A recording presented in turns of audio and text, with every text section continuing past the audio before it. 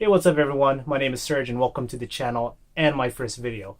So real quick, this channel is going to be a tech channel, mostly consisting of PC related content.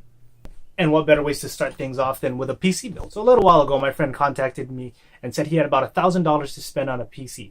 That's everything, an entire setup. So that includes the PC, the keyboard, the mouse, the monitor, speakers, the whole thing. So I figured $1,000 is actually a pretty decent platform to start on. So let's get into the parts list of this PC build. Look, I'm sorry, I know a lot of the shots are bluish. I'm still kind of learning how to do this whole thing. My white balance was really off. I was filming in direct sunlight and I couldn't tell on my camera screen or my phone screen. But anyways, here we go. Starting off with the CPU, I went with the Ryzen 3 1200. Overclocking this chip will allow me to get some free horsepower for this budget build, so I plan on doing so as far as I can on the provided cooler. For the motherboard, I chose the MSI B350 Pro Gaming. The B350 chipset will allow for decent overclocking on the Ryzen chip, and I really like the red and black aesthetic of it. For RAM, I chose a single stick of Crucial Ballistics memory clocked at 2666 MHz. A single stick provides room for expansion in the future, and the red and black color scheme should match the build perfectly. For storage, I went with a 120GB SSD from ADATA and a 1TB hard drive from Western Digital. The combination should provide overall snappiness and performance and a decent amount of room for games. For the GPU, I chose the Gigabyte GTX 1050 Ti. I went for a dual fan version to help keep the card nice and cool, being that the weather is mostly hot throughout the year here in Hawaii. This is also a great entry-level card for 1080p gaming. For the power supply, I went with the EVGA 500W bronze certified unit. I've used these PSUs many of times in my past builds, and they have always proved to be quite reliable. Unfortunately, this is a non-modular unit, so a lot of the unused cables will have to be tucked away. For the case, I went with one of my personal favorites, the Corsair 88R. This case leaves a very small footprint on whatever workstation you put it on, while still providing a decent amount of room for hardware. It also comes with a decent sized window to show off your components. Other parts include a USB Wi-Fi adapter, a 3-pack red LED fan kit, and a PWM fan splitter. So I left links into all the parts in the description below, and most of the parts I got from Amazon using my Prime account because I personally don't like to use Newegg because although they may have some deals sometimes, most of the time shipping will be ridiculous here to Hawaii. And I'm talking like maybe half the amount to even more. Let's get into the build.